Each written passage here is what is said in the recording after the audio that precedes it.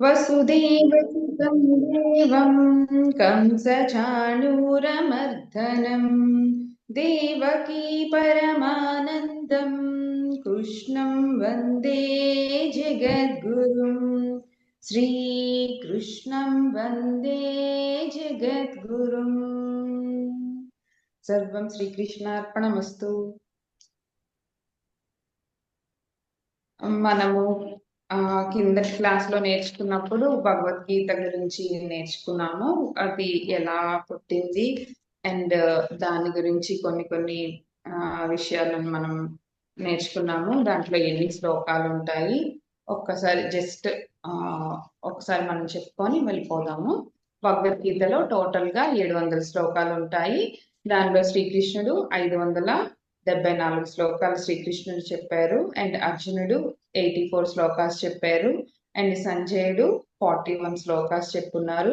ధృతరాష్ట్రుడు ఒక్క శ్లోకం చెప్తున్నారు. ఓకే, ఈ భగవద్గీతని మనకి భగవద్గీతను రాసింది వచ్చి వ్యాస మహర్షి. మనకి దాని గురించి విపులంగా చెప్పింది వచ్చి ఆదిశంకరాచార్య. ఓకే, ఆదిశంకరాచార్యులు దీని గురించి రాసిన తర్వాత మనకి భగవద్గీత అనేది ప్రాచుర్యం ఎక్కువగా పొందింది అనమాట. భగవద్గీత అనేది మహాభారతంలోని భీష్మ పర్వంలో ఉంది అని తెలుసుకున్నాము. 25వ నుంచి 42వ అధ్యాయం వరకును ఉంటుంది భగవద్గీత. అండ్ భగవద్గీత లో ముఖ్యమైనది ఏమంటే శ్రవణం అన్నమాట. వినాలి, దాన్ని మననం చేసుకోవాలి. మననం అంటే మనము విని వదిలేస్తే కుదరదు అనమాట. దాన్ని ఏముంది దాంట్లో ఏమేమి చెప్పారు, మనము మన జీవితంలో ఏం తీసుకోవాలి అనేది మననం చేసుకుంటూ మనం ముందుకు వెళ్ళగలిగితే మనము దాని గీతాసారాన్ని మొత్తం మనము పొందగలుగుతాం అన్నమాట. ఏకో శాస్త్రం దేవకీ పుత్ర గీతం ఏకో దేవం దేవకీ పుత్ర ఏవం అంటే ఒకే ఒక శాస్త్రం ఉంది మనకి, దేవకీ పుత్రుడు మనకి అందించిన అదే గీత అనేది భగవద్గీత అని చెప్పి మనం తెలుసుకున్నాము. అండ్ భగవద్గీత అనేది 18 అధ్యాయాలు ఉంటుంది. భగవద్గీతలో 18 అధ్యాయాలని 3 భాగాలుగా విభజించారు. కర్మయోగము, భక్తి యోగము అండ్ జ్ఞాన యోగం కింద దాన్ని విభజించారు. వ్యాస మహర్షి 18 పురాణాలను, 4 వేదాలను అండ్ బ్రహ్మసూత్రాలను అన్నిటినీ రచించి మానవాళికి ఇస్తే ఈ భగవద్గీత మాత్రము ఈ అన్నిటినీ సారం అన్నమాట. భగవద్గీత సారం అనేది ఈ 18 పురాణాలు, వేదాలు, ఉపనిషత్తులు, బ్రహ్మసూత్రాలు మనం అంతా చదవలేము కాబట్టి ఈ ఒక్క భగవద్గీతను గనక మనం కరెక్ట్ గా నేర్చుకోగలిగితే భగవద్గీత సారాన్నంతా మనము తెలుసుకోగలుగుతాం అన్నమాట. ఓకే, నెక్స్ట్ భగవద్గీత ప్రవచనం వల్ల ఇది మనం వినడం వల్ల మనకి ఏమొస్తుంది అని అంటే ఫస్ట్ నేను, నాకు, నాది అనేది అంతా పోయి ఎప్పుడు మనము మనది అనేది వస్తుంది అనమాట. ఎప్పుడైతే మనము మనది అని అనుకున్నామో అప్పుడు ఏ ప్రాబ్లం ఉండదు కదండి. మనం ఎప్పుడో నాది నాకు అనుకుంటేనే, ఇప్పుడు మన ఇంట్లో అయినా కూడా నాది నాకు అనుకుంటేనే ప్రాబ్లం.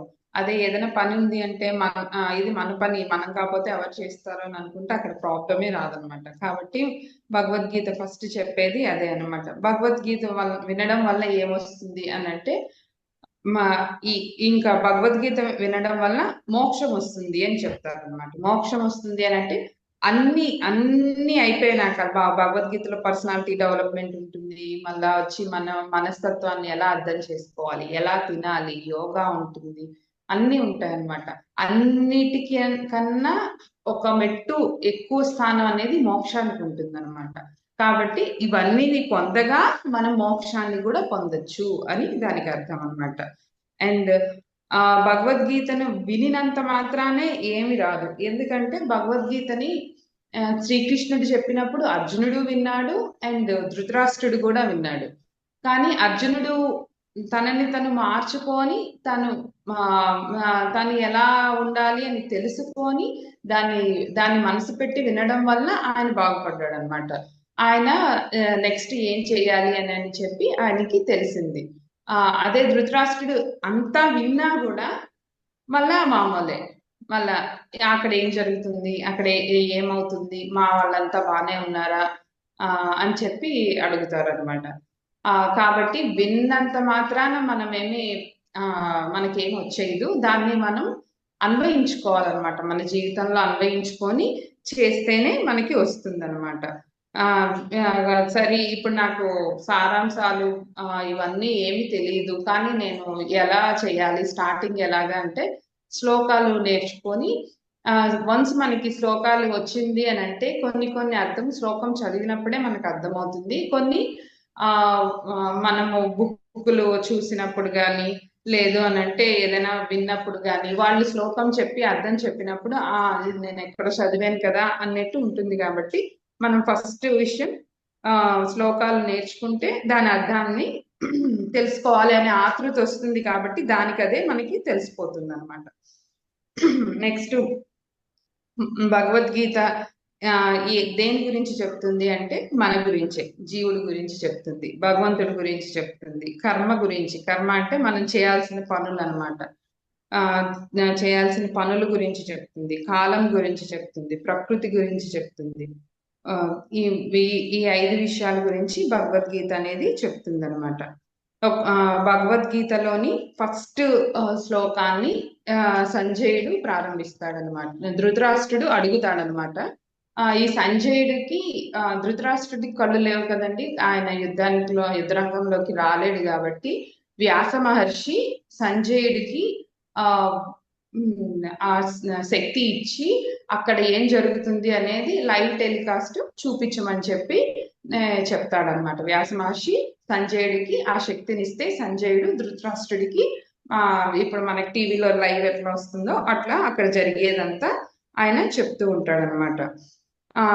ఇంత అందరి గురించి మనం తెలుసుకున్నాము, కానీ కృష్ణుడి గురించి తెలుసుకోకుండా మనము స్టార్ట్ చేయడము అంత కరెక్ట్ కాదు. అందుకోసమని కృష్ణుడి గురించి కూడా కొంచెం చెప్తాము అని అనుకుంటున్నానండి.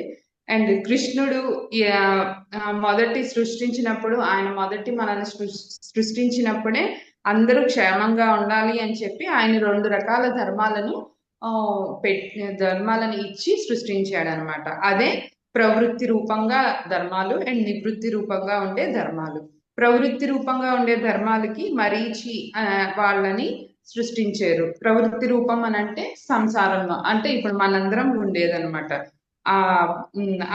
ఆ ధర్మంలో ఉండి మన ధర్మాన్ని కరెక్ట్ గా చేసి మన మోక్షాన్ని పొందేదానికి వీలుగా ఉండాలి అని చెప్పి మరీచి అనే రాజుని సృష్టించి ప్రవృత్తికి నువ్వు రాజువి అని చెప్పి వాళ్ళని నియమించాడు.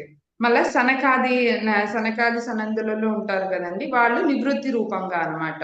అంటే నివృత్తి రూపం అంటే జ్ఞానం, వైరాగ్యం, ఇది ఈ 2 మనము తెలుసుకోవాలండి. ప్రవృత్తి, నివృత్తి ఈ 2 తెలుసుకుంటే మనకి భగవద్గీత అనేది కొంచెం ఈజీగా అర్థమవుతుంది అనమాట. దీంట్లోని ఆత్మజ్ఞానం అనేది ఉంటది. అండ్ అది ఆత్మజ్ఞానం తెలుసుకోవాలి అని అంటే కొంచెం పదాలు కానీ మనకు అర్థం కావడం కానీ కొంచెం కష్టంగానే ఉంటది. 1కి 2, 3 సార్లు వింటే గానీ అర్థం అవ్వదు అనమాట. నేను ఈజీగా ఉండేటట్లు చూసుకొని చెప్పాను అనమాట.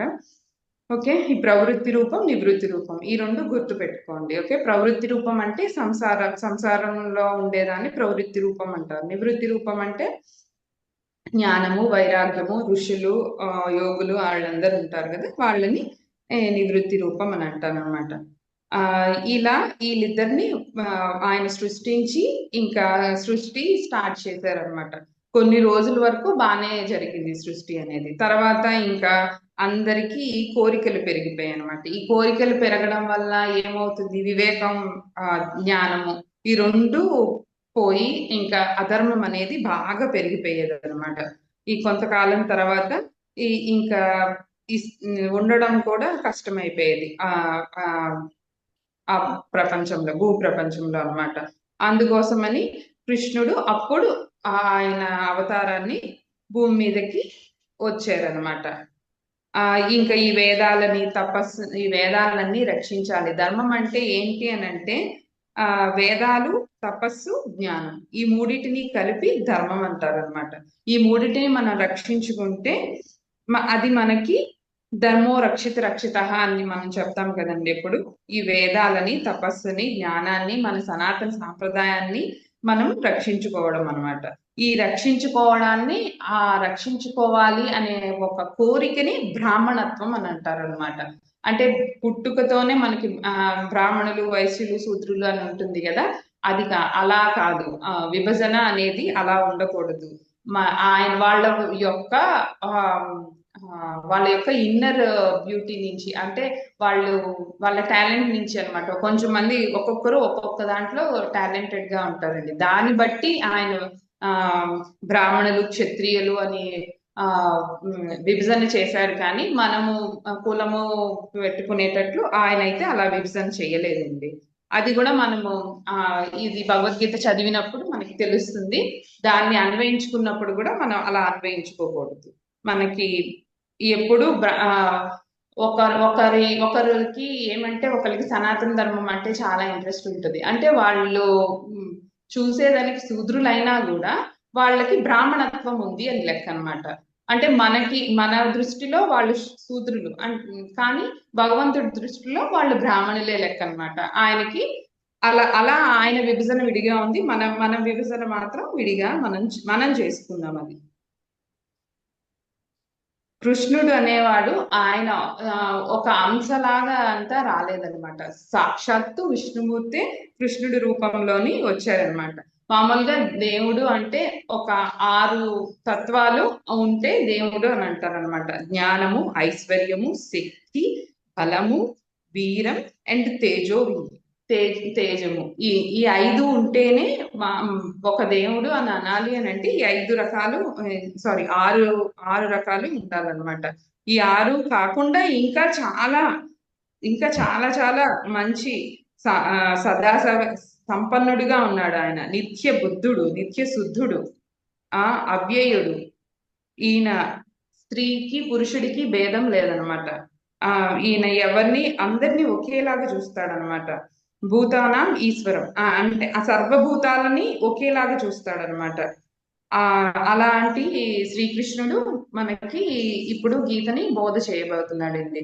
ఈయన ఇప్పుడు ఇంత మంచి ఇన్ని క్యారెక్టరిస్టిక్స్ ఉన్న ఆయన ఒకరికి గీత బోధన చేయాలి అని అంటే వాళ్ళకి కూడా అంత కెపాసిటీ ఉండాలన్నమాట. ఇప్పుడు మంచి చెప్పినా కూడా వినే వాళ్ళ బట్టి ఉంటది కదా. మనం ఎంత మంచి చెప్పినా కూడా వినేవాళ్ళు తీసుకున్నారనుకోండి, ఇప్పుడు అర్జునుల్లాగా అవుతారు. తీసుకోలేదంటే ధృతరాష్ట్రుల్లాగా అవుతారు అనమాట.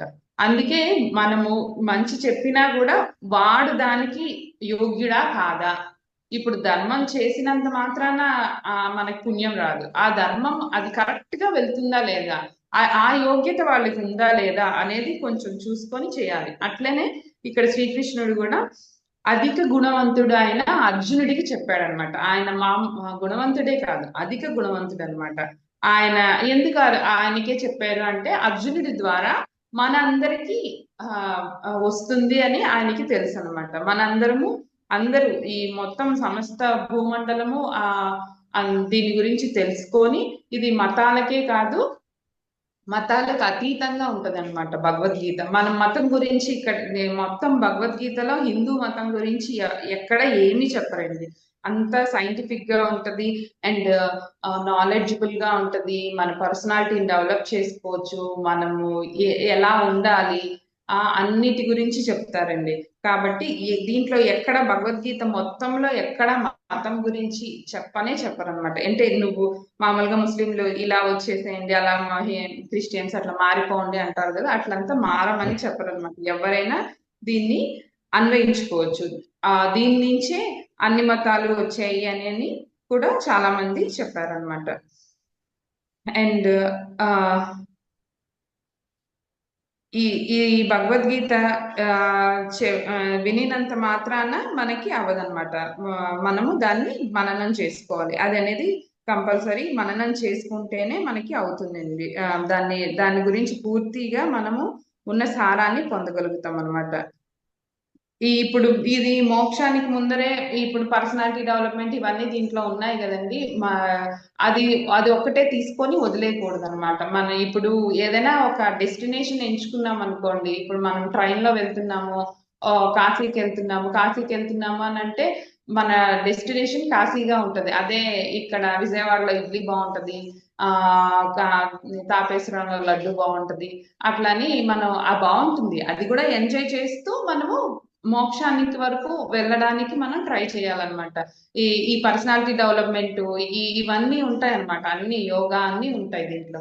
ఆ వాటి వరకు నేర్చుకొని వదిలేయకుండా పూర్తిగా నేర్చుకోమని చెప్పి మనకి ఆదిశంకరాచార్యులు ఆ ఉపోద్ఘాతంలో చెప్తున్నారండి. ఓకే. ఆ ఈ కృష్ణుడి గురించి చెప్పినప్పుడు నేను ఇంకొకటి కూడా చెప్పాలి అని అనుకుంటున్నాను. మనకి బాగా తెలిసిన కార్తికేయ మూవీలోది ఆ వాళ్ళిద్దరి మధ్య డిస్కషన్ లాస్ట్ లో సైంటిస్ట్ ఉంటారు కదండి. సైంటిస్ట్ దగ్గరికి హీరో వెళ్తాడు. ఆ హీరో వెళ్ళినప్పుడు ఆయన చెప్తారు, అది నాకు చాలా ఇష్టమైన సీను, అది చెప్పాలి అని అనిపించింది నాకు, అందుకోసం అని చెప్తున్నాను.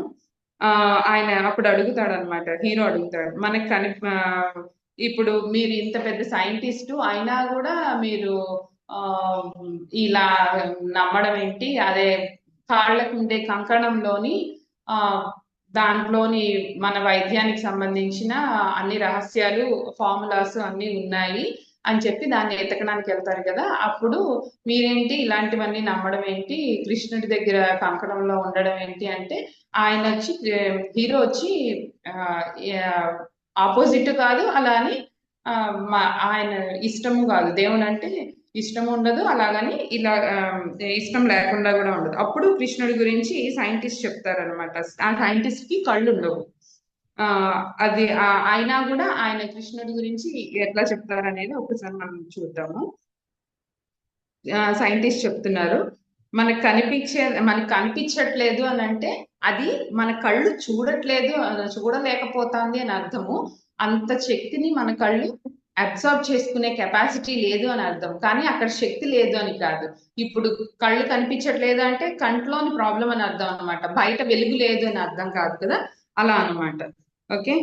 అప్పుడు శ్రీకృష్ణుడి గురించి చెప్తున్నాడు అనమాట. He's biologically born and brought up in this earth. ఈ ఈ ఈ భూమి మీద ఆయన బయలాజికల్ గా పుట్టాడు అనమాట. ఈయన అపార మేధ ఉన్నత విలువలు అపార మేధను ఉన్నత విలువలను తీసుకొని జన్మ తీసుకున్నాడు అనమాట శ్రీకృష్ణుడు.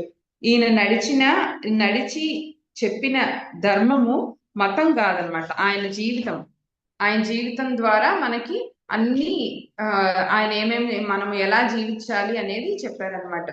గీతలో కోట్లాది మంది గీత అనే దానితో మనకి కోట్లాది మందికి దారి చూపించిన అతని కన్నా గురువు ఎవ్వరు? రక్షణ కోసం సముద్ర మధ్యలో ద్వారకను కట్టిన అతని కన్నా గొప్ప ఆర్కిటెక్ట్ ఎవరు? చూపుతోనే మనస్సులో మాటలు చెప్పే అతని కన్నా గొప్ప సైకాలజిస్ట్ ఎవరు? వేణుగానంతో గోపికలను కట్టిపడేసిన అతని కన్నా గొప్ప మ్యూజిషియన్ ఎవరు? నిత్య ఆరోగ్యంతో ఉండే సూచనలు చెప్పే అతని కన్నా డాక్టర్ ఎవరు? ధర్మం కోసం యుద్ధం చేయమని చెప్పి అతని కన్నా మించిన వీరుడెవరు? కరువు కష్టం తెలియకుండా చూసుకొని చెప్పిన రాజు ఎవరు? హోమాలు యోగాలతో వర్షం తెప్పించిన అతని కన్నా అర్థం చేసుకున్న క్లైమకాలజిస్ట్ ఎవరు? అన్కంట్రోలబుల్ ఆర్పిఎంతో తిరిగే సుదర్శన చక్రాన్ని కంట్రోల్ చేసిన ఆయన కన్నా కైనటిక్ ఇంజనీర్ ఎవరు? ఆయన fighter, singer, teacher, warrior, what not to be, he's everything. దేవుడు అని చెప్పి ఆయన్ని దూరం చేయకండి, దేవుడిని కన్నా మించిన శక్తి ఆయన అని చెప్పి ఆయన చెప్తారు. వీలైతే అది చూడండి, చాలా బాగుంటుంది. వెనకాల వచ్చి సంస్కృతంలోని బ్యాక్గ్రౌండ్ మ్యూజిక్ వస్తుంది అండ్ ఈ డైలాగ్స్ అంతా చెప్తారు. ఇది చాలా బాగుంటుంది అనమాట. అలాని అలా దేవుణ్ణి అర్థం చేసుకోవడం ముఖ్యం అన్నమాట. మనం పూజించడం కన్నా ఆయన ఏం చెప్పాడు, ఆయన మనకి ఏం చెప్పాలనుకుంటున్నాడు అని అర్థం చేసుకోవడం ముఖ్యం అన్నమాట. ఇప్పుడు మనం గుడికి వెళ్తాము, గుడికి వెళ్ళి గబగబా వెళ్ళడానికి ట్రావెలింగే కనీసం 10 to 15 minutes పడుతుంది ఈజీగా. ఆ 10 to 15 minutes కూడా గుళ్ళో ఒక్కొక్కసారి ఉండడానికి టైం ఉండదు, ఉండలేము. అది చూస్తూ ఆ ఆ మనము ఆ మూర్తిని చూస్తూ మనమైతే కొంచెం ఒక 5 minutes టైం కానీ స్పెండ్ చేయగలిగితే, అండ్ నాకు ఇది కావాలి అది కావాలి అని అనకుండా మనము పాపం ఆయన ఎట్లా ఉన్నాడు, ఆయన ఎలా ఉన్నారు, మనం అందరినీ ఇప్పుడు మనం ఎలా మనుషుల్ని పలకరిస్తామో అలా మీరు గనక పలకరించి అమ్మ బాగున్నావా, ఎలా ఉన్నావు అమ్మా, ఇన్ని రోజులైంది చూడడానికి వచ్చి అని ఆ ఫీలింగ్ తో గనక మీరు మాట్లాడగలిగితే అది చాలా ఒక వైబ్రేషన్స్ అనేది క్రియేట్ చేయగలుగుతుంది. అండ్ జస్ట్ ఏమి అడగాల్సిన అవసరం లేదు, జస్ట్ మీరు చూస్తే చాలు. అది మనము బుక్ లో చదువుకున్నాం కదా, ఎనర్జీ అనేది మనము క్రియేట్ చేయలేము అండ్ నాశనం చేయలేము. అది 100% నిజమండి. అది భగవద్గీతలో కూడా అదే చెప్తారు. మనకి సైన్స్ లో కూడా అదే చెప్తారు కదా, ఒక పరమాణువుని నాశనము చేయలేము అండ్ సృష్టించలేము. కాబట్టి ఎనర్జీని ఒక దాని నుంచి ఇంకొక దాంట్లోకి కన్వర్ట్ చేయగలము అంతే. ఎనర్జీని మనము కన్వర్ట్ చేయగలము, జస్ట్ ఎనర్జీని మనము క్రియేట్ చేయలేము అండ్ నాశనం చేయలేము. ఎనర్జీ ఇప్పుడు ఇప్పుడు నథింగ్ బట్ ఈ ఈ సృష్టి అంతా ఎనర్జీ అనమాట. ఈ ప్రతి దాంట్లోనే ఎనర్జీ ఉంది. ఈవెన్ మొక్కల్లో గాని, మొక్కలు కూడా మనకి ఎనర్జీని అబ్జర్వ్ చేసుకొని ఈ సృష్టిలో ఉన్న ఎనర్జీని అబ్జర్వ్ చేసుకొని, ఇప్పుడు యాపిల్ అంటే యాపిల్ ఒక్కటే ఎట్లా వస్తుందండి? ఆ యాపిల్ దాని ఇప్పుడు ఈ సృష్టిలో ఉన్న ఈ ప్రపంచంలో ఉన్న ఒక పర్టిక్యులర్ వేవ్ లెంత్ లో ఉండే ఎనర్జీని అది అబ్జర్వ్ చేసుకొని యాపిల్ వస్తుంది. ఇంకొక వేవ్ లెంత్ లో ఉన్న ఎనర్జీని అబ్జర్వ్ చేసుకొని బనానా వస్తుంది. ఇంకొక వేవ్ లెంత్ లో ఉన్న ఎనర్జీని అబ్జర్వ్ చేసుకొని సపోటా వస్తుంది అనమాట. ఈవెన్ మాకు యోగాలో చెప్పినప్పుడు కూడా అదే చెప్తారనమాట. మన దగ్గర ఇన్ అండ్ అరౌండ్ 100 kilometers లో ఉండే ఫుడ్, 100 kilometers లోని ఉండే మనకి ఏవి ఎక్కువగా వస్తుందో, అంటే ఫ్రూట్స్ అని సీజనల్ ఫ్రూట్స్ వస్తాయి కదండి, అవి తినడం వల్ల మన బాడీలోని చేంజెస్ అనేది పర్ఫెక్ట్ గా జరుగుతుంది అండ్ బాడీ కండిషనింగ్ అనేది కరెక్ట్ గా ఉంటది అనమాట. ఎందుకంటే ఈ 100 kilometers లోపల ఉండేది, ఇక్కడ ఉండే సూక్ష్మ జీవులు గాని క్రిములు గాని మనకి ఏది కావాలో దాన్ని అబ్జర్వ్ చేసుకొని అదే ఫ్రూట్ కింద కన్వర్ట్ అయ్యి వస్తుందంటండి. కాబట్టి మనము 100 kilometers అంటే ఎప్పుడు ఇంపోర్టెడ్, ఇది తింటే బాగుంటది అది తింటే బాగుంటది అలా అనుకుంటాం కదా, అట్లా కాకుండా మనకి ఎప్పుడు కూడా మన ఇన్ అండ్ అరౌండ్ లో తీసుకుంటే మన బాడీకి కూడా అబ్జర్ప్షన్ అనేది కరెక్ట్ గా ఉంటది అనమాట.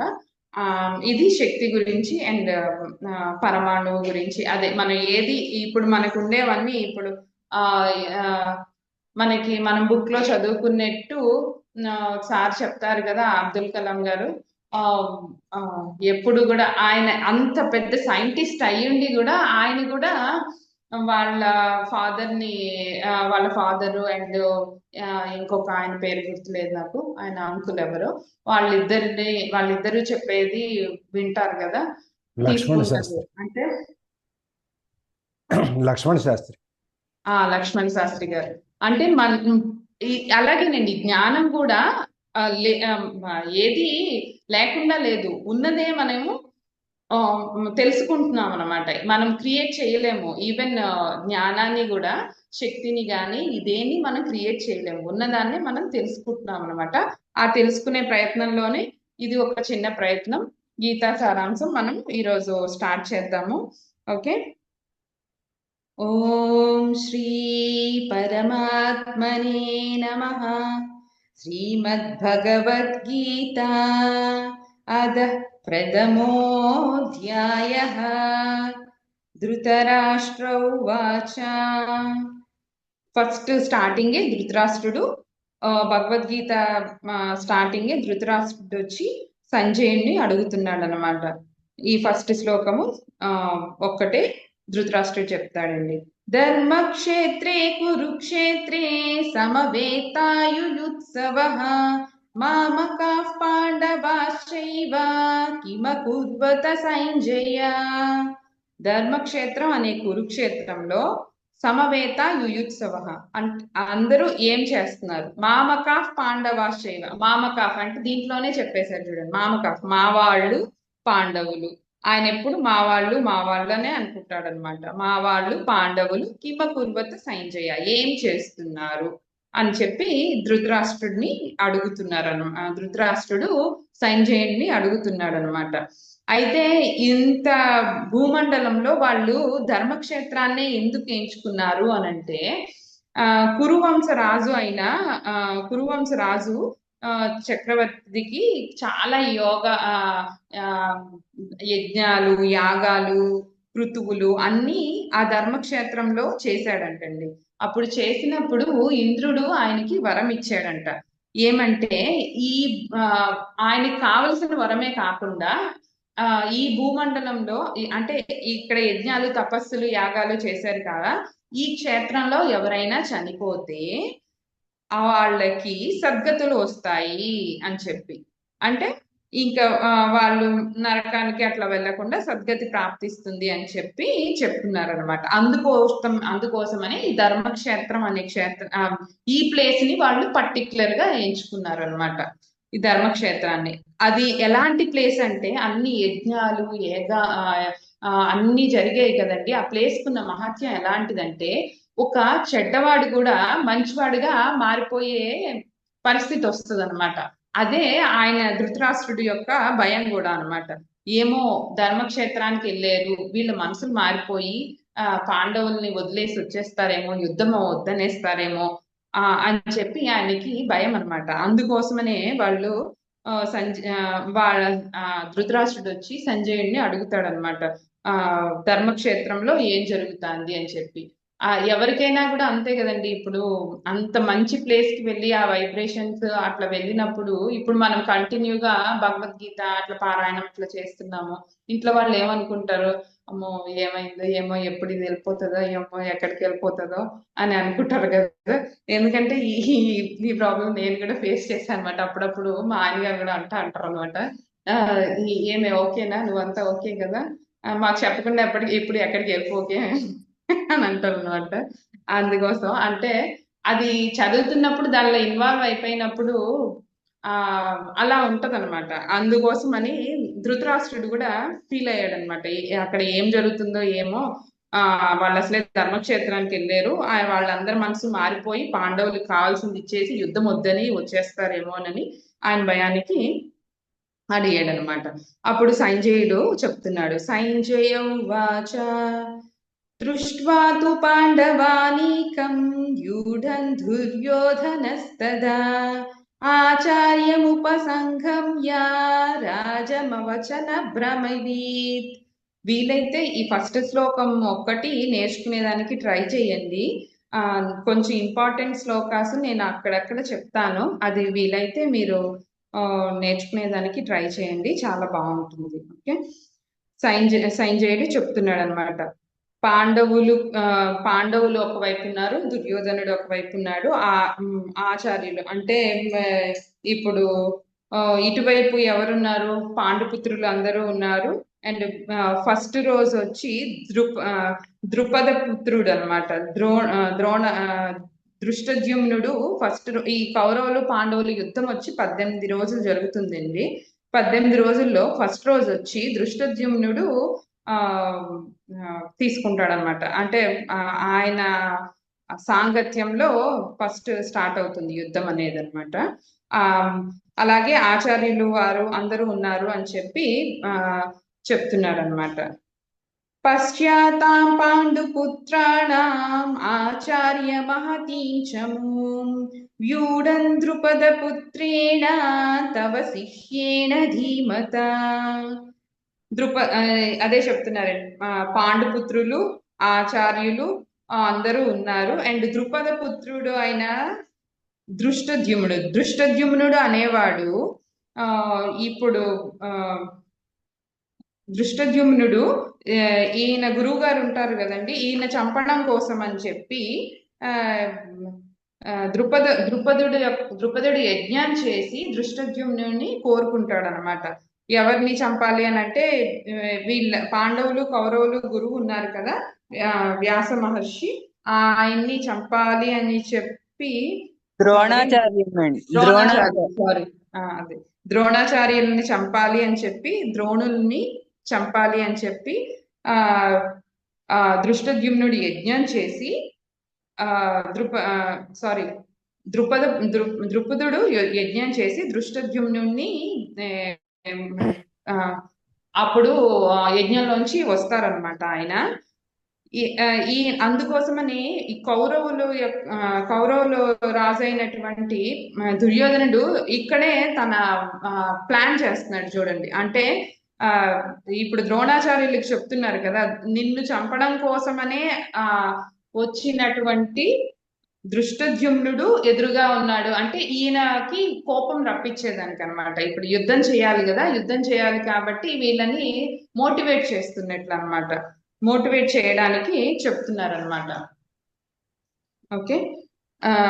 ఇక్కడ నుంచి మొత్తం మనకి స్టార్ట్ అయిపోతుందండి. దుర్యోధనుడు తను ఎట్లా ప్లాన్ చేస్తాడు, తను మొత్తము ఆ ప్లానింగ్ లో కూడా ఇంకొకరిని చెప్పినప్పుడు వాళ్ళని గురించి చెప్పడము, వాళ్ళ గురించి చెప్పడము, అట్లా రెండు వైపుల గురించి చెప్తూ ఉంటారన్నమాట.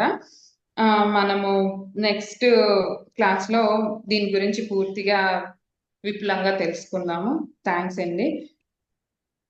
ప్రేయర్ చెప్తాను. యోగేశం సచ్చిదానందం వాసుదేవం ప్రజప్రియం ధర్మ సంస్థాపకం వీరం కృష్ణం వందే జగద్గురుం శ్రీకృష్ణం వందే జగద్గురుం. సర్వం శ్రీకృష్ణార్పణమస్తు. Thank you sir. Next class లో కొంచెం ఎక్కువ శ్లోకాలే అయిపోతుందిలేండి సార్. అంటే ఇది ఇంట్రడక్షన్ పార్ట్ ఇంకా కొంచెం ఉండడం వల్ల అది మనకి అసలు ద్రుపదుడికి ద్రోణుడు అసలు ఏంటి వీళ్ళిద్దరు, ఎందుకు దానికి అది కొంచెం పెద్ద స్టోరీ అని నేను చెప్పలేదు సార్. అది ఇది కూడా మధ్యలో ఈ ఉపకథలన్నీ ఉంటుంటాయి కదా, వాళ్ళు ఎందుకు అసలు ద్రుపదుడు ఎవరు, ద్రౌపదుడి యొక్క పుత్రులు వీళ్ళిద్దరు, దృష్టద్యుమ్నుడు ద్రౌపది వీళ్ళిద్దరు అన్నజల్లు. ఆ హోమంలో నుంచి వాళ్ళిద్దరూ జన్మిస్తారు. అక్కడి నుంచి అక్కడి తర్వాత దృష్టద్యుమ్నుడు ఎందుకు అన్నాడు అంటే హోమం చేసి అంటే ఒక ద్రోణాచార్యుడి మీద పగ తీర్చుకోవడం కోసం. ఆ స్టోరీ కూడా కొంచెం కొంచెంగా మనం లైట్గా టచ్ చేసుకుంటూ వెళ్తే ఈ క్యారెక్టర్స్ యొక్క విలువ ఏంటో తెలుస్తుంది మనకి. ఇక్కడ రామాయణానికి భారతానికి తేడా ఏంటంటే, రామాయణంలో ఒకసారి ఒక క్యారెక్టర్ వచ్చిందంటే ఆ క్యారెక్టర్ రోల్ అయిపోగానే ఆ క్యారెక్టర్ వెళ్ళిపోద్ది, మళ్ళీ కనపడదు మనకి. మనం మొదటి నుంచి చివరి వరకు ఆ ఫ్యామిలీ వరకే ఉంటారు, కానీ ఇంకెక్కడ మనకు ఆ రాముడు ఈ రెండు ఫ్యామిలీసే ఉంటాయి. మిగిలిన వాళ్ళందరూ పాత్రలన్నీ వచ్చి వెళ్ళిపోతుంటాయి, వాళ్ళ పాత్ర వాళ్ళు పోషించేసి వెళ్ళిపోతారు. కానీ భారతంలో అట్లా కాదు, ప్రతి పాత్ర ప్రతి చోట దాని యొక్క ప్రాముఖ్యత ఉంటుంది. అందుకని ఏంటంటే మనం ద్రుపదుడి గురించి వచ్చినప్పుడు ద్రుపదుడికి ద్రోణుడికి ఏమిటి ఉంది, వాళ్ళిద్దరు ఎక్కడి నుంచి వచ్చింది, తర్వాత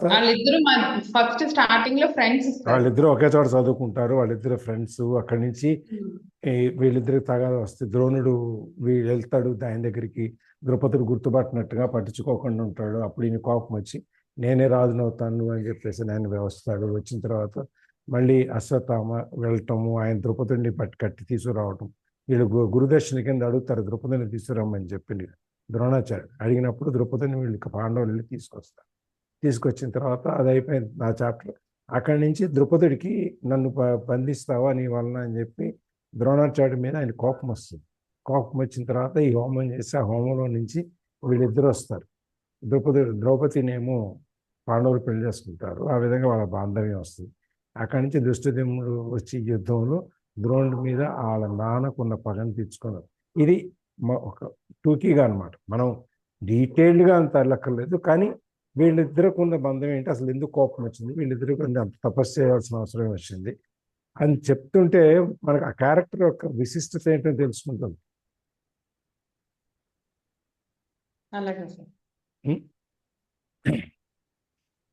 అది అక్కడక్కడ చాలా వరకు ఏంటంటే భగవద్గీతలో చెప్పి కొంత భారతం కూడా వస్తూ ఉంటుంది మధ్యలో. సో అది ఒక్కొక్కటి మనం యాడ్ చేసుకుంటూ, అంటే మనకి ఇంకా తెలియని వాళ్ళు తెలుసుకోవటానికి కూడా కొంచెం అవకాశం. మీరు కూడా యాడ్ చేయాలి సార్, యాడ్ చేస్తే బాగుంటుంది. తెలియని వాళ్ళు నిన్న ఫర్ ఎగ్జాంపుల్ కల్కి సినిమా చూసి వచ్చిన తర్వాత అశ్వత్థామ గురించి వాళ్ళ అబ్బాయి అడిగాడు సుజాత గారు, అసలు ఇదంతా ఏంటి అని చెప్పండి, ఎందుకు ఇదంతా వచ్చింది, అశ్వత్థామ ఎందుకు కలియుగం దాకా వచ్చాడు అని చెప్పేసి. అంటే ఆమెకు తెలియలేదు. నిన్న మళ్ళీ అది బయటికి తీసుకురావాల్సి వచ్చింది. ఆయన చిరంజీవి ఎట్లా అయ్యాడు, ఎందుకు వచ్చింది, 7 చిరంజీవి, ఇవంతా వరుస దాంట్లోకి వచ్చాం. అంటే మాకు తెలియనివి అందరికి అన్ని తెలియని లేదు, అందరికి అన్ని తెలుసని లేదు. కాబట్టి గురించి కొంచెం డిస్క్రిప్షన్ ఆ సందర్భం వచ్చినప్పుడు ఆ సందర్భానికి దానికి బ్యాక్గ్రౌండ్ ఏంటనేది కూడా మనం చెప్పుకుంటూ వచ్చాం అనుకోండి, అప్పుడు మనకి ఈజీగా అర్థమవుతుంది. అవతల వాళ్ళ ఆ క్యారెక్టర్స్ ఆ భారతంలో ఎందుకునే వీళ్ళకి ఇంపార్టెన్స్ ఎందుకు వచ్చింది యుద్ధంలో. ఇప్పుడు ఎందుకంటే రేపు మనం వెళ్ళిపోయేటప్పుడు ఈ 2 వైపులా మోహరించిన సైన్యం ఏదైతే ఉందో అందులో రథులు, అతిరథులు, మహారథులు వీళ్ళంతా ఉంటారు. అతిరథులు అంటే ఎవరు, మహారథులు అంటే ఎవరు, రథకులు అంటే రథం ఎక్కి యుద్ధం చేసేవాళ్ళు అంటే ఎవరు, అశ్వికులు అంటే ఎవరు, కాల్బలం అంటే ఎవరు, ఇవన్నీ మనకి క్యారెక్టర్స్ డిఫరెంట్ లెవెల్స్లో ఆర్మీ స్ట్రక్చర్ అంతా వస్తుంది అనమాట. ఇదంతా వచ్చినప్పుడు ఇవన్నీ మనం ఒక్కొక్కరు ఎక్స్ప్లెయిన్ చేసుకుంటూ వెళ్తే తెలిసిన వాళ్ళకి రిఫ్రెష్ అవుతుంది, తెలియని వాళ్ళకి తెలుస్తుంది. మనకి ఇంకొక చోట చెప్పుకుంటానికి కూడా తెలిసిన ఇది వేరుగా ఉంటుంది. కొంచెం ఐ థింక్ మీరు కొంచెం హోంవర్క్ చేయాల్సి వస్తుంది దాంట్లో వచ్చే క్యారెక్టర్స్, దానికి ఎందుకు ఉంది చరిత్ర అని చెప్పని. దీంట్లో చాలా మంది ఉన్నారు, కాశీరాజు చాలా మంది వస్తారు. పాండవుల తరపు నుంచి ఎంతమంది నిలబడి ఉన్నారు, కౌరవుల తరపు నుంచి ఎంతమంది నిలబడి ఉన్నారు, నాకు కూడా పూర్తిగా తెలియదు సార్. అందుకని హోంవర్క్ చేయాల్సి వస్తుందని చెప్పింది.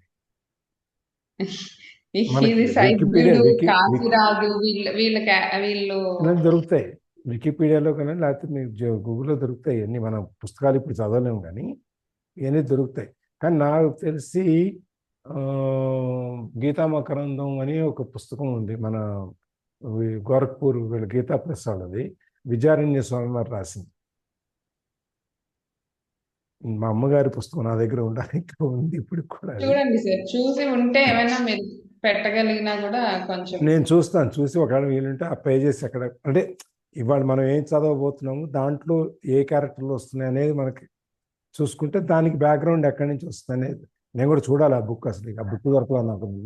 మా ఆవిడ చెప్పింది ఉంది బుక్, అత్తయ్య గారికి మన దగ్గరే ఉండాలి అని చెప్పని. చూసి ఒకసారి నేను కూడా నెక్స్ట్ క్లాస్ కి 4th నుంచి కనీసం ఒక 8th శ్లోకం వరకు అయినా నాకు ఏమైనా మెటీరియల్ ఉంటే చూసి. ఇన్ని శ్లోకాలు అని మన టార్గెట్ అక్కర్లా, మామూలుగా మనకు ఏంటంటే ఆ శ్లోకాన్ని మనం ఎంతవరకు ఆ సారం మనకు కిందకి పంపించాం అది మనం ముఖ్యం అన్నమాట.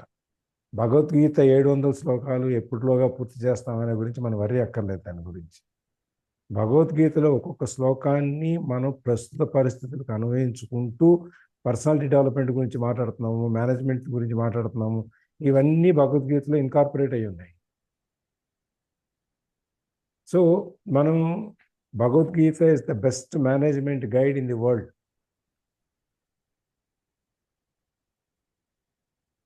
అంతకంటే గొప్ప మేనేజ్మెంట్ గైడ్ ఎక్కడా లేదు.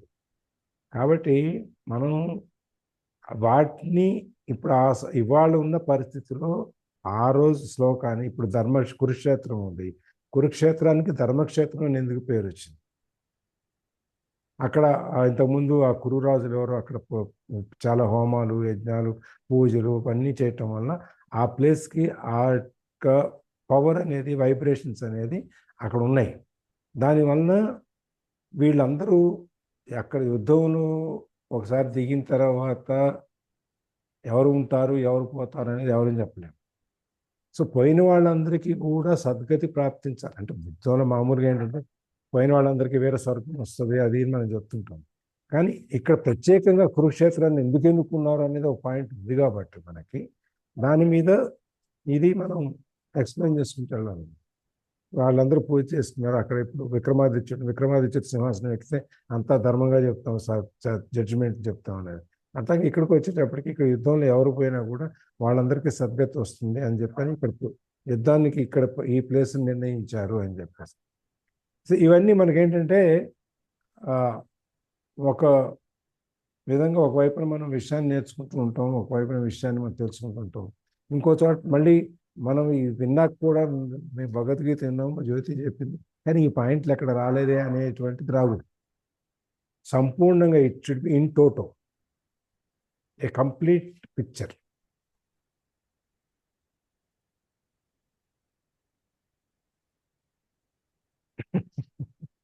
కష్టమే, ఐ అండర్స్టాండ్. కాకపోతే ఇప్పుడు భీముడు అర్జునుడి గురించి చెప్పాలి అని అంటే మళ్ళా ఎట్లా చెప్పాలి సార్? అంటే వద్దాం. ఇప్పుడు భీముడు అర్జునుడు గురించి చెప్పాలంటే భీముడు ఎక్కడి నుంచి పుట్టాడు, వృకోదరుడు, అన్ని పేరు ఎందుకు వచ్చింది ఆయనకి, మొత్తం కుంతీదేవి అవచ్చు, మనకి ఇక్కడ అడుక్కుని వచ్చిన దగ్గర నుంచి దాంట్లో సగం భాగం భీముడికి పెడతారు, మిగిలిన సగం భాగం వీళ్ళ నలుగురికి ఇవన్నీ వస్తాయి. అర్జునుడు దీని దగ్గర నుంచి సగం భాగము ఏది చెప్పారు? సగం ఆహారంలో వాళ్ళు అక్కడ ఏ ఊరది, ఏ ఊరండి, అక్కడ ఉంటారు కదా వీళ్ళు అజ్ఞాతవాసంలో బ్రాహ్మణులు.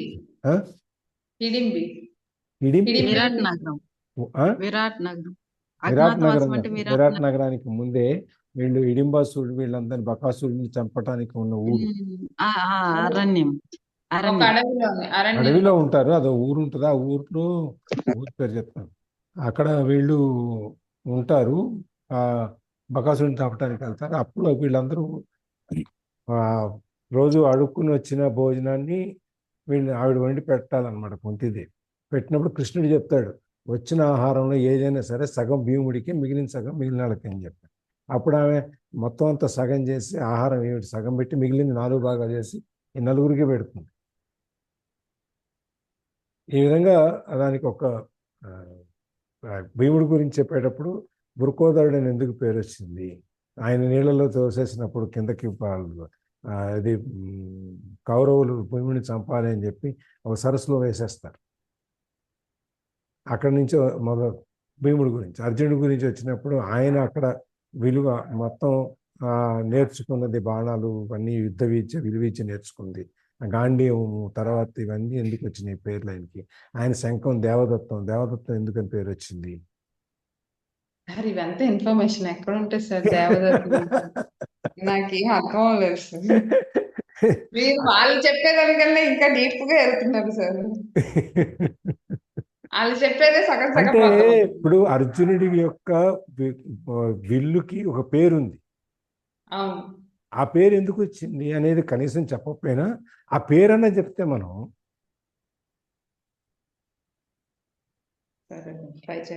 కొంత. ఇప్పుడు మనం చెప్పేది మన పర్పస్ వచ్చి భగవద్గీత చదవటమే అయినా భగవద్గీతలో నుంచి మనం ఎంత సారాన్ని పొందగలము అనేది కూడా మనం తీసుకోవాలి. భగవద్గీత అర్జునుడికి ఒక శంఖం ఉంది, దాని పేరు దేవదత్తం అని పేరుంది. కృష్ణుడి శంఖం ఉంది, దాని పేరు పాంచజన్యం అని పేరుంది.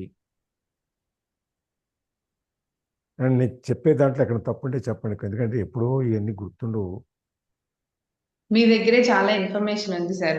ఫస్ట్ది ఎందుకులే తొందరగా అయిపోతుంది అని అనుకున్నాను సార్. దీని ద్వారా నాకు అర్థమైంది ఏమి అంటే ఫస్ట్ అవ్వడమే. ఇంకా అవ్వడం మనకి క్రైటీరియా కానే కాదు జ్యోతి. ఎప్పుడు మనకి ఏ బుక్ చదివినా కూడా మనం ఇన్ని రోజులు కంప్లీట్ అంటే ఇదంతా యుద్ధమే కదా, చక్కచక్క లాగిచ్చేయచ్చులే అన్నట్టు అనుకున్నా. మీరు చెప్పిన విధానంలో ఇవన్నీ ఫస్ట్ దొరుకుతాయా అని డౌట్ వచ్చింది. అన్ని దొరుకుతాయి, అన్ని పుస్తకాల్లో ఉన్నాయి, నేనే కొత్త ఏమీ చెప్పలేదు. ఏమో సార్, ఏమైనా బుక్స్ ఉంటే షేర్ చేయండి. అన్ని పుస్తకాల్లో ఉన్నాయి. అన్ని చిన్నప్పుడు బొమ్మల భారతం, బొమ్మల గీత అవన్నీ వచ్చాయి, దాంట్లో ఇవన్నీ రాసేవాడు. ఇప్పుడు మీకు అన్నీ లేవు. మా చిన్నప్పుడే మేము చదువుకునేప్పుడు బొమ్మల రామాయణం ఇంత పుస్తకం ఉండేది. బొమ్మ వేస్తే బొమ్మతో దాని కింద చరిత్ర రాసుకుంటూ వచ్చేవాడు. అట్లాగే బొమ్మల భారతం అని ఒకటి ఉండేది, ఆ పుస్తకం దాని గురించి రాసుకుంటూ వచ్చేవాడు. అట్లాగే గీత గురించి, భాగవతం గురించి, కృష్ణుడి గురించి, బాలభాగవతం అని ఉండేది, దాని గురించి ఇవన్నీ అప్పుడు ఇంకా కూస్త కాస్త ఎక్కడో గుర్తున్నాయి చెప్తున్నాను నేను ఇప్పుడు. సో ఇవన్నీ ఏంటంటే మనం ఒకటే క్రైటీరియా ఏంటంటే మనకి ఇక్కడ ఎన్ని పూర్తి చేసాము అనేది కాదు, ఇన్ఫర్మేషన్ ఎక్కడ దొరుకుతుంది అనేది కొట్టు. దొరకపోతే నాకు చెప్పు. నేను ఇది పెట్టున్నాను ఒకసారి, అది చూడండి. నా దగ్గర ఇస్కాన్ టెంపుల్ వాళ్ళది భగవద్గీత ఉంది. అంటే ఏ భగవద్గీతలోను కూడా సార్ అడిగిన ఒక్క రావు ఇన్ఫర్మేషన్ లేదు. రావు రావు రావు రావు మీరు ఏ బుక్కుల్లో ఎతకట్లేదు. సార్ వికీపీడియాలో ఎతికితే ఏమైనా సార్ అడిగిన ఇన్ఫర్మేషన్ వస్తుందేమో చూడాలా. ఒక అందరినీ క్యారెక్టర్ విడివిడిగా వెతకాలన్నమాట. అర్జునుడి విరాటస్థుడి గురించి, ద్రుపదుడి గురించి, భీముడి గురించి విరాట అట్లా విడిగా విరాట రాజు అంటే విరాట పర్వమే ఉంది మనకి. ఉత్తర అభిమన్యుడు, ఉత్తర కుమారుడు అన్నీ వస్తాయి యుద్ధంలోని మనకి. యుద్ధానికి ముందు పోర్షన్ ఇదంతా, కురుక్షేత్రానికి ముందు. ఉత్తర గోగ్రహణం దగ్గర నుంచి వెళ్తే ఎక్కడెక్కడికో వెళ్ళిపోతాం దాంట్లో. కదా సార్. ఇప్పుడు భవానీ గారు ఉన్నారు, ఆవిడ చాలా ఇన్ఫర్మేషన్ ఉంటుంది, ధనలక్ష్మి గారి దగ్గర చాలా ఇన్ఫర్మేషన్ ఉంటుంది. వాళ్ళిద్దరు విరాట్ రాజు యొక్క భార్య సుదేష్ణ పాండవులకి బంధువులు సార్, అందుకనే వాళ్ళ దగ్గరికి వెళ్ళి దాక్కుంటారు. అదిగో మొత్తం చర్చిస్తే మనలో బోల్డ్ ఇన్ఫర్మేషన్ ఉంటుంది. మీ ఎవరెవరికి ఏం విషయం తెలిసినా ఆ షేర్ చేయండి జ్యోతితో. సో మనం ఇక్కడ చేసే ఈ గీతాయజ్ఞం ఏదైతే ఉందో అది ఇంకొంచెం బాగా రక్తి కట్టించవచ్చు.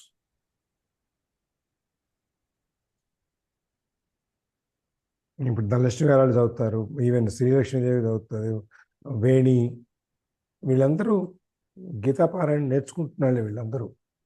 సార్ నేను శ్లోకం చదువుతాను, సారాంశం అది మీరు చెప్పచ్చు కదా సార్. నేను కూడా చేస్తాను, మీరు కూడా అది వస్తుంది సార్. మీరు చెప్తూ వెళ్ళండి. ఎక్కడన్నా నా జోక్యం అవసరం ఉంటే నేను జోక్యం చేసుకుంటాను, లేకపోతే నేను మాట్లాడను. ఇప్పుడు నిన్న కూడా చెప్తున్నాను, నిన్న మనం చెప్పుకోవాలి, సావిత్రి గారు చెప్పేటప్పుడు ఏకస్తంభం మేడ, తర్షకుడు, ఇవన్నీ నిన్న మనం చెప్పుకోవాలి.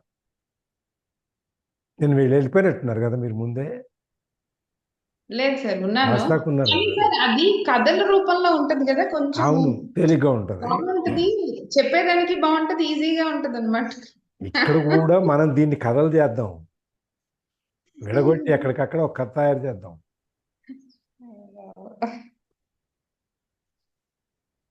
Bhagavad Gita needs a lot of preparation. చాలా ఎక్కువ కావాలి, చాలా కావాలి. అప్పుడే ఒక్కసారి వింటే అర్థం అవట్లేదు సార్. కనీసం మీరు ప్రతిసారి విన్నప్పుడల్లా కొత్త కొత్త అర్థాలు వస్తాయి. 100 సార్లు ఇన్ని రోజులుగా వింటున్నారు, అదొక పాట అయిపోయింది. ఇప్పుడు నేను వినేది ఒక పాట అయిపోయింది నాకు. అది ఎవరు కూడా దేన్ని కూడా పూర్తిగా, ఈవెన్ మీ చాగంట ఆయన దగ్గరికి వెళ్ళండి, మీ దగ్గర ఎవరి దగ్గరికైనా వెళ్ళండి, పూర్తిగా ఎవరు ఏది కవర్ చేయలేరు. ఎంత జ్ఞానం వాళ్ళకి తెలుసున్నా కూడా అక్కడ సందర్భాన్ని బట్టి వాళ్ళు దాన్ని కట్ చేసుకుంటూ వెళ్తారు, లేకపోతే ఎక్స్పాండ్ చేసుకుంటూ వెళ్తారు. ఇది దీని అర్థాలు ఉండేటట్లు ఏమైనా ఉన్నా కూడా నాకు ఏ బుక్స్ ఉన్నా షేర్ చేయండి సార్ కొంచెం. నా దగ్గర అది మీకు యాక్చువల్గా గీతా మకరందం ఉంటుంది, వీళ్ళది గీతా ప్రసాద్ ఇంత పుస్తకం, అది ఇంత ఉంటుంది పుస్తకం. అది పీడిఎఫ్ లో చూడండి ఒకసారి, సావిత్రి గారు ఒకసారి ట్రై చేయండి, దొరుకుతుందేమో గీతా మకరందం. దాని పేరే గీతా మకరందం. అంటే మకరందం అంటే తేనె, గీతలో నుంచి ఉన్న తేనెని మనకు అందిస్తున్నారు అక్కడ. ఆ విద్యాప్రకాశం స్వామి గారు రాసిన బుక్ అది. అవును, కాళహస్తి సుఖ బ్రహ్మాశ్రమంలో అతను. అవునా? కాదే, విద్యాప్రకాశానందగిరి స్వామి అయితే కాళహస్తి సుఖ బ్రహ్మాశ్రమం గురువు గారు. చూడాలి, నేను ఆ పేరు గుర్తుంది, ఫోటో గుర్తుంది అంతే. నేను ఆ బుక్ కళ్ళు ఉండవు ఆయనకి, కళ్ళు ఉండవు సార్. విద్యాప్రకాశానందగిరికి కళ్ళు ఉండవు. ఆయన ఆయన గీత ఆయనే ఎక్కువగా చెప్పేది అతనే. కొంతమంది గీతా తత్వ వివేచని వ్యాఖ్య అని ఉందండి, దాంట్లోనేమో ప్రశ్న సమాధానం ఉన్నాయి. రెండు ప్రశ్నలు 2 సమాధానాలు. అంటే కురుక్షేత్రం అని ఏ ప్రదేశంకి పేరు, దానిని ధర్మక్షేత్రం అని ఎలా అందరు, దానికి సమాధానం ఇచ్చాడండి అర్థం. మహాభారతమున అరణ్య పర్వమనందలి 83వ అధ్యాయంను, శల్య పర్వమనందలి 53వ అధ్యాయం నందును కురుక్షేత్ర మహత్యం విశేషంగా వర్ణింపబడినది అని కొంచెం అర్థాలు ఇచ్చాడండి దీంట్లో గీతా తత్వ వివేచని. మీరు భవాని గారు ఒక పని చేయండి, మీకు వీలైతే ఇప్పుడు మీరు నెక్స్ట్ జ్యోతి ఏమేమి శ్లోకాలు చదువుతున్నావు ఇప్పుడు మీరు చెప్పేయండి. అదే సార్ ఇంకా నెక్స్ట్ 4 to 8 త్రీ వరకు మాక్సిమం అయిపోయి అంతకన్నా వెళ్ళదు. 3 వరకు అయిపోయింది. సార్ నేను ఈ మధ్యనే తెప్పించానండి. ఇంకా నేను అసలు చదవలేదు. అంటే మీరు నాకు చదవక్కర్లేదు. మీరు ఏం ఆ, చేస్తారంటే అది ఫోటో తీసి జ్యోతికి పంపించండి. సరే అండి. మీరు చదవక్కర్లా. మీరు చదవండి ఇప్పుడు కూడా. మీరు మళ్ళీ నెక్స్ట్ దీనికి వచ్చేటప్పటికి మీకు విషయం తెలుస్తుంది. శ్లోకాలదే ఫోటో తీసి దాన్ని ఫోటో తీసి ఆవిడకి పంపించండి. ఆవిడ దాంట్లో ఏమేమి ఉన్నాయి. ఇప్పుడు మనం చాలా క్వశ్చన్లు వేస్తాం. నేను ఇవాళ క్వశ్చన్ వేయలా. నేను నేను పై పైన టచ్ చేసుకుంటూ వస్తున్నాను. నేను ఇప్పుడు క్వశ్చన్లు వేస్తే మళ్ళీ ఆన్సర్ చెప్పేట్టు ఉండాలి. అవునండి.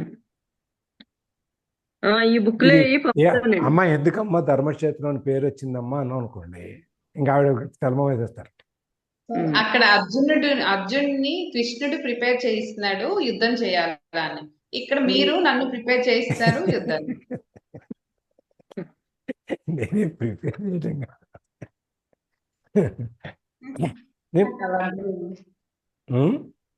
నాకు అలా అర్థమైంది సార్. ఎవరు అర్థం వాళ్ళదండి, దాన్ని మనం ఏం చేయలేము. చెప్పేదో చెప్తుంది కదా, ఈయన మధ్యలో కిలికి పావు గంట సేపు టైం అవసరమా అని అనుకునే వాళ్ళు ఎవరికి ఏది అర్థమయ్యేది వాళ్ళకి అది అర్థం అవుతుంది. కానీ మీరు చెప్పినట్లు చేస్తే చాలా బాగుంటుంది. ఇన్ఫర్మేషన్ తేగలమా అని ఒక క్వశ్చన్ మార్క్. నీ ట్రై చేయి, దొరకంది ఏదైనా ఉంటే నాకు చెప్పు, నేను ట్రై చేస్తాను. ఇది కలెక్టివ్ వర్కింగ్. మీ ఒక్కళ్ళ మీద బాధ్యత వేసేసి మీరు మొత్తం అంతా పోయింది అని చెప్పి మేము అంటున్నాం. పార్టిసిపేటివ్ మేనేజ్మెంట్ నిన్న చదువుకున్నాం కదా. So we're in participative management. అందరం భాగస్వాములు ఇందులో. భవానీ గారికి తెలిసింది ఆవిడ చెప్తారు, వేణి గారికి తెలిసింది ఆవిడ చెప్తారు, ధనలక్ష్మి గారికి తెలిసింది ఆవిడ చెప్తారు, శైలజ మేడం తెలిసింది ఆవిడ చెప్తారు, ప్రవీణ మేడం తెలిసింది వాళ్ళు చెప్తారు, మనోదర్ గారికి ఆవిడకి తెలుసు. అందరూ ఇక్కడ మనం ఉన్న ఈ 12 మంది 13 14 మందితో ఎవ్వరూ తక్కువ వాళ్ళు లేరు. అందరూ వాళ్ళ ఫీల్డ్స్లో అందరూ నిష్ణాతులే. కాబట్టి ఏదైనా విషయం కావాలి, దొరకలేదు, ఎవరో ఒకళ్ళు చెప్తే అక్కడ ఎత్తికి తీసిస్తారు. నీకు టైం లేదు, టైం ఉన్న వాళ్ళు ఉంటారు, వెతికి పట్టుకో.